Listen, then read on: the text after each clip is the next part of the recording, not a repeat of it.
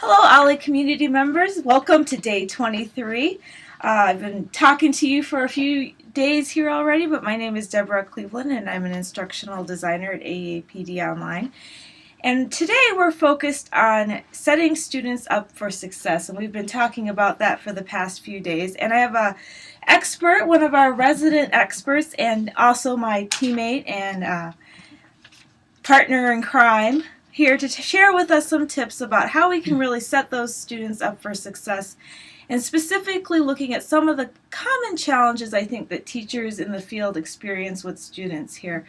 So we're really excited to have Peggy Steinbraun from AAPD Online, an instructional designer, and all sorts of other duties as assigned Yes. with us. Thanks, Peggy, for being here today. Thanks for asking me, Deb. So we're going to dive right in. We've got a few questions here. Some of the things that we hear about happening in the field is students' computers crash. So they'll be working, they'll have set stuff up, they maybe have put some information together, and then they just crash. Any suggestions on how to help students deal with issues around that technology specifically? Well, everybody has that problem on occasion, and the best practice is save, save, save, and we've all done it. We've worked away, and the computer crashed before we remembered to save it. So I think teaching students good ways to use the computer to save their work often, have a backup plan. It's really been helpful now that we have, if you're a Google school, that you can use Google Docs because that automatically saves. Or if you set up your application so that it automatically saves every few minutes, that's very helpful as well. Sometimes the issues are not because the student was doing something incorrectly, or it's because there's technical issues with their computer, and then we need to pull in the IT person, or the student may not have access at home, and so you're asking them to do things that they can't do outside of school unless something is set up for them, like an open lab time, or letting them go to a lab or the library during school, their study time or whatever, to work. I think that gets a little bit to that internet connectivity issue too. Sure, so sometimes sure. it's not just the computer that can be Right. causing a problem, but Mm-hmm. if there's limited connectivity. I know I was at a place the other day where I was connected, but things were really slow, and that was frustrating. Very frustrating. The other issue is sometimes you have students who are not independent learners. And if they're not an independent learner, then asking them to work independently on something on their computer is probably not the best idea. So to help them figure out ways to become more independent, giving them pacing guides, giving them checking in with them often. There's a lot of those kinds of things that you may have to give that student more support. So I think the type of student that you're dealing with also affects that as well. So sort of scaffolding them up from having a student who can work really independently on their own to students who need practice doing that, Right. and giving them the support so that they can become Right. independent. Everything. I like that. Another issue we hear from instructors is they get a lot of questions from students saying, I can't find the content or the assignment and I didn't see that. Do you have any suggestions that instructors and teachers can put in place to help prevent that, so students can find stuff or access stuff quickly and don't miss things because it was lost in the course, so to speak? One thing that really helps with that is looking at the way you've designed the course. So have you set up things in the course so that it is easy to find? Have you structured it so that students can easily find what they need without looking through all the other things that are on in the course? Do you have a calendar that notes when assignments are due, or maybe it says, a couple days ahead of the assignment, there's a reminder on the calendar that you have something that's due.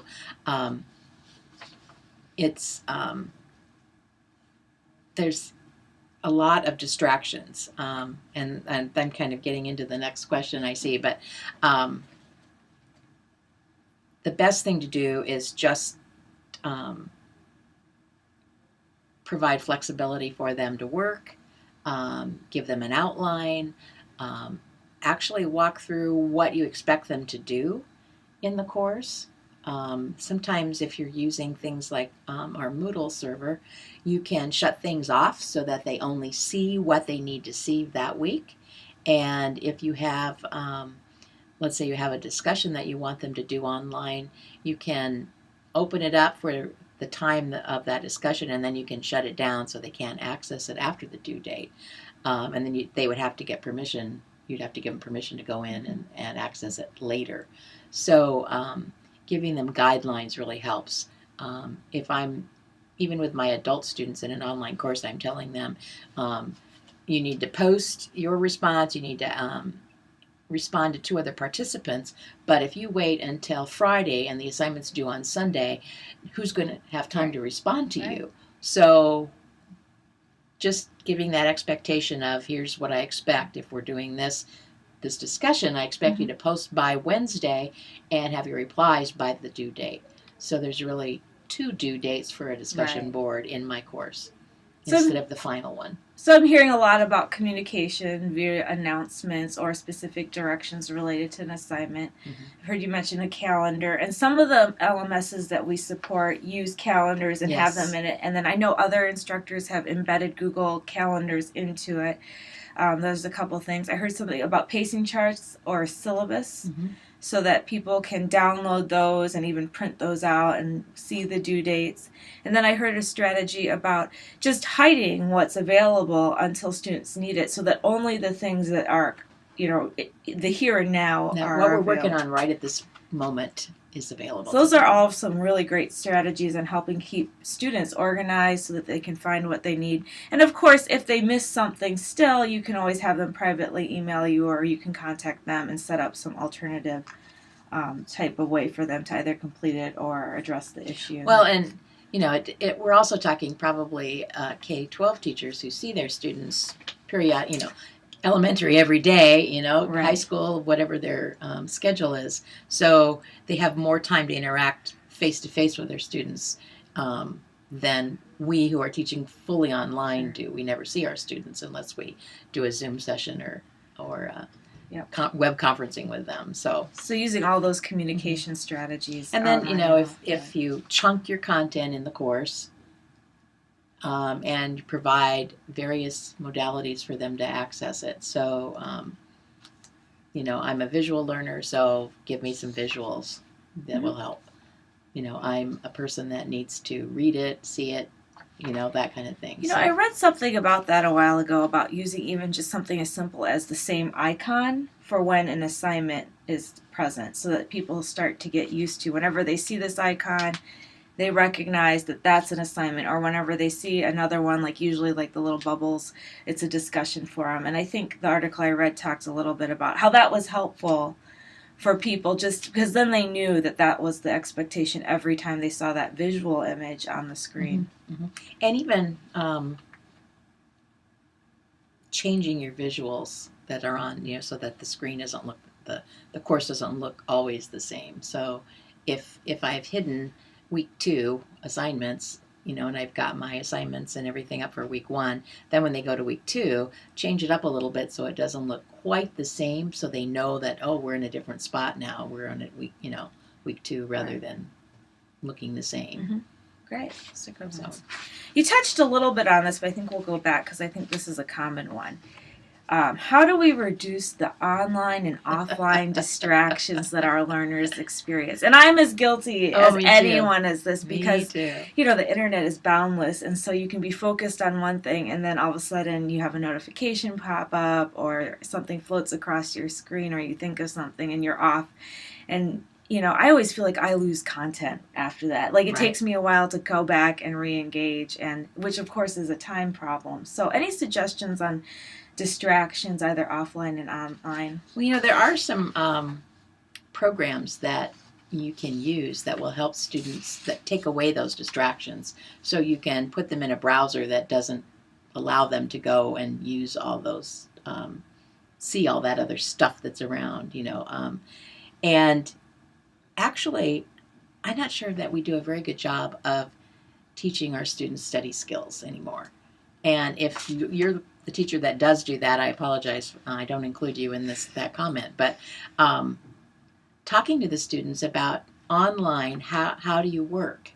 Do you have a space set up that's free from distractions? Because, you know, even our adult online students have that issue because, you know, the dog barks or they have to go to work or, you know, all these other things happen. They have children that are in, you know, needing something at the moment. So for them, it's a whole different problem than our K-12 students. But do they have a space where they're not distracted? And talking to them about that. It's really hard to resist Facebook and all those other things when you're working online. But separating yourself from that, saying, okay, I'm going to work for 15 minutes with no distractions, you can get a lot more done than, you know, turning off Facebook, turning off your email, turning off your phone, leaving your phone in the other room, kind of things. And then, you know, just figuring out how it all works so that they can avoid some problems. And I think it's an ongoing issue that's not going to go away, but if we can help them focus in and learn how to limit their distractions, even if it's setting a timer and saying, I'm going to work for 15 minutes, I'm not going to do Facebook, I'm not going to be on my phone, I'm not going to have the TV on, and I know kids love to have all those other things on, but I think they'd be surprised if they would have, if they would limit all those things about how much they could learn in 15 minutes. That focused attention versus sort of that multitasking or multi-twitching, whichever where you call it goes in. I think that would be great. And I like that idea of some of the old school study skill habits still apply in these situations. I mean, and that isn't to say that they can't have music playing or something, but at the same time, those just, especially the ones that come in and leave, like the notifications or the phone or the text message, those in particular, I think really I know I lose content sometimes when we do that. Talked a little bit about this earlier, but just kind of hitting a few things I see. Important deadlines or due dates. That communication we talked a little bit about. Are there any other ways that, you know, the different LMSs really support that ongoing communication with students? Yeah, and I think this also connects to the distraction, because if you look in your course and you see tools in there that from your LMS that you're not going to have the students use, then hide them or take them away, because they do become another distraction. Or they confuse them about, am I supposed to, you know, there's this link here, but there's nothing under it, and why is it there? And, you know, so if you can eliminate some of the extraneous things that you don't need in the course and kind of like bare bones, you know. Keep it simple. Keep it simple. Use your white space. I think also using video helps, you know, giving a brief introduction. Typically online courses can be so text heavy that if you're not a reader, that's a problem. So change it up and use videos in your courses. Do a quick little announcement using videos. In our LMS, we have a tool that we can use so that the teacher can actually create a video on the spot through the LMS, and you don't have to learn anything else about video. Students can also use that same video feature to create their own video as a discussion board, to put in an assignment, whatever. So there's lots of, doesn't always have to be words typed on text on page. I think I mentioned this before. Change pictures, change your announcements frequently. Have a check-in time with the students so that, you know, hey, on Wednesday I'm going to be online from 2 to 3 or whatever it is, and I expect you to check in. Even if you just check in and say, hey, I'm doing good, I've got this done, and you're out, that's fine. But those virtual office hours or face-to-face one, if you're teaching in a blended situation, can be really valuable for touching base with students who maybe are slipping off the radar or grabbing somebody back in and pulling them back in, and just that communication really and it just gives that personal connection even with your students who are independent learners and are doing so well on their own. They still need that teacher touch. You know. Great. Another one that we run into every once in a while is procrastination. Of course, we all have busy lives and things going on. Any suggestions on how teachers can help with that so that their students don't put stuff off and then, God forbid, put in that last minute effort that you can kind of as an instructor look at and go, oof, that was last ditch. I don't know about you, but I know I've done those last minute.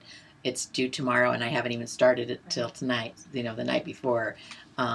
Sometimes that works out. Sometimes it doesn't. I guess it goes back to helping students understand how they study as well. So can they identify what their distractions are and actually have them listed out on a piece of paper and really take time to analyze themselves, kind of a reflective kind of thing. May have them make lists of what they need to do. Our LMS actually allows you to have a checklist in it, you can use that feature and make the list for them. And it also it will check off when they have things done. So you can also make content unavailable until they've done the prereq for it. So until you get this piece done, the next piece of content isn't going to show up. So that's another way to keep them focused a little bit more as well. I love a checklist. There's something about seeing things get crossed off that makes me feel like, and it almost motivates me to keep going and move more quickly because I'm like, look at my list is getting smaller. Yeah, I'm kind of a list person, and I even go so far as I've already done the task, but I write it on the list so I can cross it off. Yeah. So for those students, that would be very helpful. Yeah. So, and I think we tend to. Students need to reward themselves, or you can reward students for what they get done as well. Sometimes just a verbal, hey, I like how you got this, you're getting this done on time, and is a nice pat on the back, giving them feedback for when they do well, not always negative feedback, but I like that. That's nice because you can do that online too. You can either do it in person if you see them in the hall, which is what we traditionally do, and online you can send them just through your LMS a short message saying thanks for turning this in early, or I appreciate the time. That type of feedback. Yeah, I can see that being something that acknowledges that we recognize that they're moving ahead. And you may want to give that student who's not an independent person online. A mentor, a student who is, and have them talk together and figure out, okay, what do you do that works so well and I struggle with, and can I do the same kinds of things? Some of this just reminds me of some of the conversations we've had about universal constructs and helping kids have productivity and accountability and communication, things like that. As I'm hearing these things, I'm like, wow, there's a lot of connections that are sort of those soft skills that working online will sort of kind of inherently ask them to engage in over time, and then make them more able to meet those kinds of expectations, which we know exist in the workplace outside of school. So that's kind of an exciting little sidebar there, Birdwalk. But it definitely, as I hear you sharing these strategies, these are all things that those universal constructs really talk about. Another thing we run into a little bit is sometimes, and we talked a little bit about those students who drift off the radar. And you as an instructor, you just have a hard time contacting and communicating. Any ideas or things on that about how to get those students to re-engage and not wait till the last minute to ask for help and things like that? Well, I think having a periodic check-in is a really good idea. I also think that the instructor, the teacher, has to let students know when they can contact you. If you're busy during fifth period, then that's not going to be a good time. But their study hall, they're free during fifth period. So how can they get a hold of you if they really need assistance? Or do they have a mentor student that they could go to first if you're unavailable, see if they can get their answer, and then contact you later. So how do they contact you? When can they contact you? Maybe you'll take a text from them, or I know that's frowned upon sometimes, but a private chat in your through your LMS, kind of thing. I know a lot of instructors have a contact information on the first page of their course where they go over things. And one of the things I like, and I've seen this a couple times too, is the instructor puts in how long a student should expect to wait before a response. Yes, response time. And I think that helps because I know sometimes a student, and myself included, has been like, okay, I sent my question and I want a response right away. And, we understand that everybody has other things going on, other responsibilities. So helping students know so that they don't feel like they're being, when they do say something. Right. And if you're the person that this teacher that doesn't want to talk to students after a certain time at night, you need to tell them, don't contact me after 8 o'clock at night or whatever it is, because that's my family time or, whatever. Yeah. So those are all good strategies for helping connect with students. Another one that comes up is, collaboration looks different in an online environment versus a face-to-face environment. But at the same time, it's something that we want students to be engaging in both online and offline. Any strategies or tips for helping that kind of happen in an online or blended environment? Well, I think one of the things that has to be there is students have to know why they're collaborating. What's the expectation? Why are we doing this? What's the purpose of that activity? And then what tools do they have for that? Have you made available for them to do that collaboration? Is it a shared Google Doc? Is it something in a group in your LMS? Because in our LMS, they can set up groups that have the discussion board, they have the chat, they have everything, the shared document kinds of areas, that kind of thing. So some LMSs already provide all those tools for you, but students have to know that they're there and what the expectations are. Netiquette is a good thing for students, to not be flaming people and bullying them online, those kinds of things. And then, is the instructor going to be a member of the group but not as involved? So having this, knowing that tell the students that you're going to be kind of lurking in the background and that you're going to be have access to the group so that you can go on and see what they're saying and doing or what they're not doing.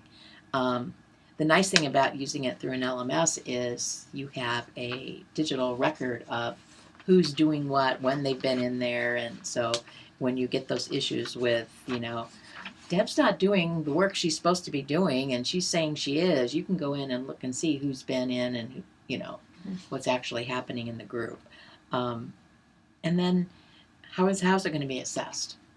That's really a big deal. Students don't like group work if they think they're going to be penalized because Deb didn't do her part in the group. Right. So how are you going to assess? Yeah, I think so. Kind of making sure that the purpose for collaboration is really clear, so they don't feel like they're just doing group work for the sake of doing group work.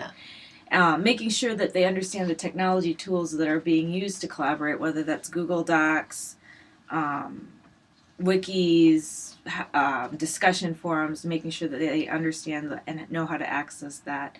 And then how do you as an instructor here play a role in that collaboration? Are you sort of sitting back? Are you going to be involved in it? And then what are the mechanisms in place for ensuring that group members are being held accountable for all their participation? And then finally that assessment piece. So am I just being assessed on the content, or am I being assessed in my amount of contribution to the group and everything like that? And I think if people have those things in place, that you're right, that collaboration will go a lot more smoothly in your online and or your face-to-face blended environments. And I think another good practice would be to actually have a mini session about what is collaboration. What does it look like? Role play it out. Oh, yeah. What does collaboration look like? Because we talk about collaboration, but do students really understand what it is? Right. If I'm collaborating with you and all we're doing is, okay, I did my part, here it is, you did your part. Pass the baton. That's not collaboration. Right. So what is collaboration? Right. What does it look like? How does it work? All those kinds of things. So having a mini session about what it is, I think would be really beneficial to the students. Peggy, one of the things I'm thinking about as I'm looking or thinking about all these strategies that you've shared, whether it's technology, whether it's not procrastinating, whether it's communicating or collaborating, I'm starting to also start to see you can't expect students to automatically know how to do these, Right. whether it's face to face or online.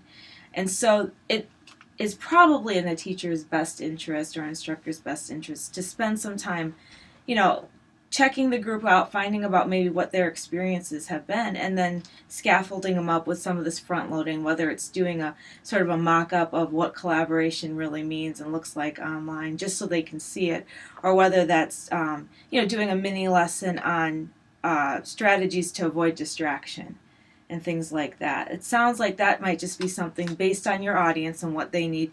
As an instructor, you may want to try to find where they might need a little of that. And it may not be everybody, and it may just be a few students, or it could be all of them, depending on where they are in their experiences. That sounds sort of like what I'm getting or hearing. Yeah, and I know that, teachers are probably thinking, oh my gosh, I have so much to do, I can't do one more thing. When am I going to fit that in? Well, sometimes you just have to make time for it, and then all the other pieces fall into place. You won't struggle so much with that collaborative piece, let's say, if you did that mini lesson on what collaboration looks like. Mm-hmm. Well, and the nice thing is about the 28 days of OLLI plus one bonus, because it's leap year, we have some resources on days 21 and 22. There's a PowerPoint, I know, on day 22 that we slide shared that a teacher could just use with students directly and do that. And I know that we've also included on the sidebar here a document that has a lot of the talking points from today's webinar. And also on there, if you go through it, there are links to some of the resources and things that were mentioned as well. So these are all great tools that teachers don't have to recreate some of the stuff. They can go in and access it and use that to sort of structure any kind of support or mini lesson or things that they might do with students. So, well, we were really excited to have Peggy here to talk to us about these strategies. I think they're good ones for online or blended learning, and some of them face-to-face. But thank you very much, and hope you enjoyed day 23 of the 28 days plus one bonus of OLLI. Thank you. Bye.